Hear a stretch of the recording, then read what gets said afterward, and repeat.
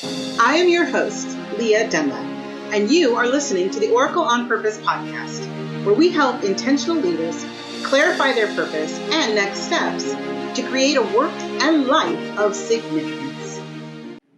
What I was trying to share earlier, and it's still relevant, so we'll continue to talk about it, is that I posted the other day about, really, basically, I was talking about what did you want to be when you grew up? And I was asking people because everybody. Okay, sound is on. There we go. I just wanted to make sure. I was asking people for twofold. I mean, I was really curious, and I was surprised with how many people showed up to talk. It was like over 100 plus people responded. There's lots of comments in there.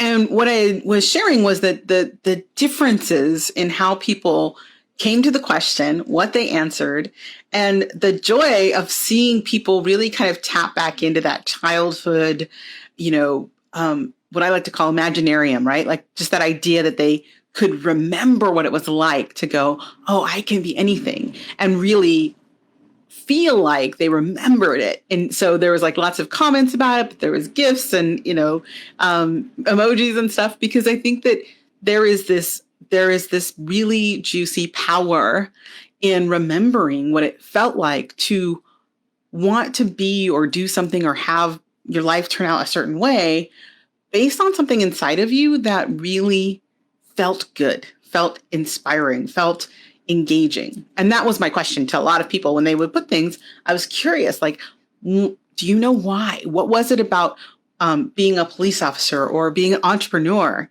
which I thought was really great. Like when I was a kid, I don't know that I necessarily thought about being an entrepreneur or probably even knew what one was when I was really little. And I asked that particular person, I was like, wow, that's cool. What was it about that? And, did you have entrepreneurs in your life? Like were your family entrepreneurs? And she said, no. And I was thinking, gosh, this is the thing that I think people don't always appreciate is we can look at that and think, oh, these are fanciful thoughts, right? They're just ideas or random things kids think about. And yet many people that answered, what they also found as we were going through the process of like talking about things on this post was that some of what they do now is exactly, tied to what that vision of who they would be when they grew up, right? There were pieces of it. And I think that that's the beauty of knowing, looking back, is that we give ourselves grace. We give ourselves grace that we can look at the idealized version and still see that there was something in that for us that we were going to carry forward today, or we do carry forward today. And I came upon this conversation today because I was on a call with somebody that I met about a year ago. And, as happens when I go to big events and I sit with people, and I'm just naturally curious anyway about like what their purpose is. And when we were talking about what she was doing at this event and what she was up to and about, she got really emotional. And we started kind of diving in and talking deeper about what she was experiencing. And so, we were, circle forward a year and talking about where she is now and, how she's developed what she wanted to do and what parts of that are still there.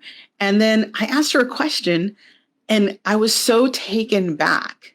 I was like floored with her answer. And that's why I jumped on earlier to have this conversation and share, because I thought, oh my gosh, she's probably not alone. And my question was, do you know your purpose? Like, do you know it? And really just from that, like, does she know? Because she's talking about all the things she wanted to do. And she said, I don't know if I know my purpose. And I was like, oh, and I kind of started to check in about that. And then she goes, and honestly, I don't think I need to know. And that was the part that was surprising to me. I was like, wow, really?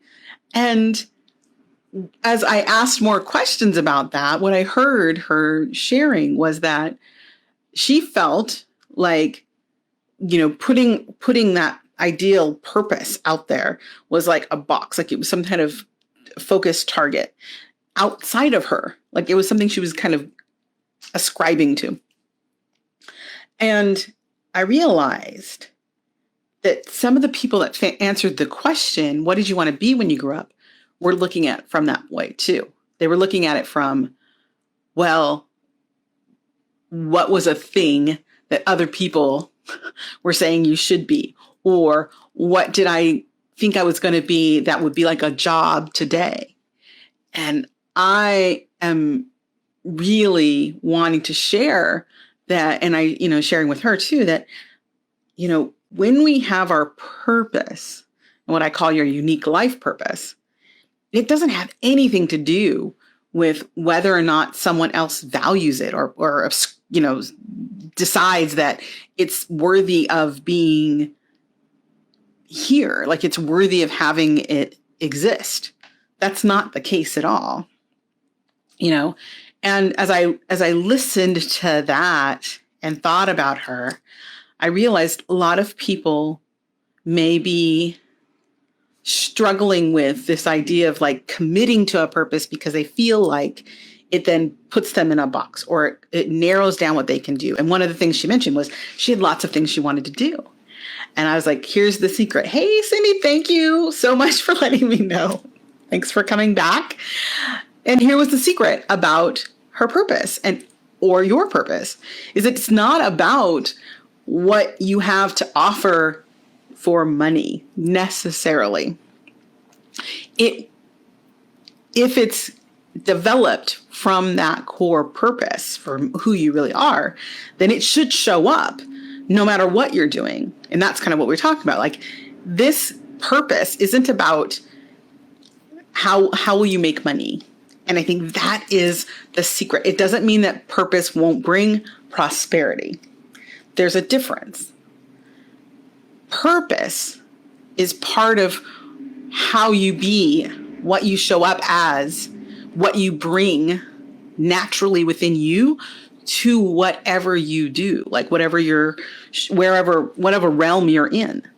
And so I hope that for her, as well as anyone who's listening to this, that gives you some more freedom to understand that the real true power of purpose is the strength it gives you within you to do whatever you want, whatever you choose, not because someone else outside of you will give it a stamp of approval, will allow you to say that that's worthy or not worthy. And what I said earlier, and it's so true, the real secret of that secret is that you're breathing. And as long as you're breathing, you are already worthy, right? As long as you are breathing, you're absolutely, without a doubt, already worthy of being here. Your purpose doesn't have to prove your worth. That's not the point of it. When we are really aligned with our purpose, it's a tapping into a source for us to be, not for us to be validated. So that's the piece that I wanted to share, was like when we look at that list of all the great things people said that they remembered wanting to be when they grew up, there were clues all the way through for many people. In fact, one person said he wanted to be an architect, and I know for a fact he is an architect. Right? And there are others as well that wanted to be like rock stars and marine biologists. And like, there are factors and facets of those things that they realize now, as we talked a little bit deeper about them, that they are actually doing. They're showing up to be curious, to maybe save the planet, save water life, or, to spend their days, their free time, if you will, in the water or near the water. And to me, having, like I said, that was so like shocking to me that I was like, I didn't at first understand like how someone could think having a purpose wouldn't be valuable. Like knowing what your purpose is, be valuable. And yet I think that it's because of the way that purpose is delivered to people and the way it's set up as if it's something outside of you that you have to go and get and that someone has to approve it. And what I find when I work with my clients, and we do this first, because that's what I do with every one of my clients, first off, we talk about their unique life purpose and we go through a process to figure it out. And I've had clients that feel like they know what it is and have been pushing and driving hard and feeling very frustrated because they feel like they've given everything to their ideal purpose, and yet they're not really getting traction, and they're really not developing or expressing themselves, and they're certainly not prospering the way they want to. And so when we do the process and we get to the end, and I have one client in mind that I'm thinking of who, when he got to the end, looked at the results and said, oh my gosh, like, oh, now that makes sense. Now it makes sense why I've been banging my head, because I'm literally just a smidge off course. But that smidge off course leaves you, accepting the wrong opportunities, pushing the wrong message, sharing the wrong ideas, and, feeling like you're just not getting traction, versus knowing exactly what your purpose is and starting from there in everything you do. Starting from there in every conversation, not to sell anything, but to be present, because that's the part of you that the universe is asking for. It dropped you in this place at this time for a very specific reason. And it gave you all of these clues, like the ones you had when you were little, about what it would be like to be fully embraced and developed in that purpose. And that, to me, is the difference between looking at your purpose as something that you need to achieve from an external source approval of, and then knowing. Just like, right? Knowing. And I've seen it. I've seen people's faces when they finish, look at their list, look at that final crystallized clarity piece of what their unique life purpose is, and breathe it. Breathe it in like, water in the desert, and go, oh my gosh. I've seen people shocked at what's there. I've seen people who, when they get to that place, they just burst into tears of joy, tears of acknowledgement, like to be seen and felt for the first time, that they're like, yes, that's me. That's really what I am. A client that we just did a VIP day, and that's kind of what she said. Oh my God, this is it. This is like so validating. This is exactly who I am. Like, yes. And so when we craft our work and our lives around it, then we find prosperity. But it's not get your purpose so that you have prosperity. Like, that's not the leap. And unfortunately, I think that's the case, that people start to look at it that way, and then they create this additional, hoop to jump through that leaves them feeling unfulfilled, leaves them feeling frustrated, leaves them feeling like they can't really get there. And it's because they feel like it's outside of them. So if that's you and you're listening to this going, oh my gosh, yes, I've felt like that. I felt like I'm somehow disconnected from it, or that it feels like this should be easier, but it's not. Then know that what you have to offer the world, that's yours. And it doesn't matter. It doesn't matter whether or not anybody else approves of it, because you were already granted permission the moment you took your first breath. You were granted permission to follow your purpose the moment you took your first breath. That will never change. And your purpose is constantly not trying, but it's bubbling up to the surface in every way it can to come through you. So if you find yourself thinking, oh yeah, been there, done that, feel like I'm still there now, know that you have an answer in you. Start with the simple question.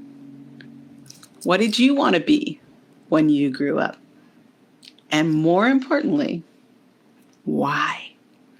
What is the why behind your why? That's where your purpose really lies. And the beautiful thing is you can do anything you want when you find that connection to that purpose. All right. Thanks for coming back. For those of you watching the replay, thank you for your patience. Thanks to everybody, Cindy and everyone else who mentioned that the last video didn't have sound. Technology is what it is, but I know that whoever needed to hear that message will hear it. And I honor all of you for watching. Thank you so much. Have a great day. Thanks for tuning in to the Oracle on Purpose show. If you found value in this episode, we'd appreciate you leaving a comment. Also, you can subscribe and ring the bell if you haven't yet. If you'd like to get clear on your highest vision and next steps, go to oracleonpurpose.com. See you next week.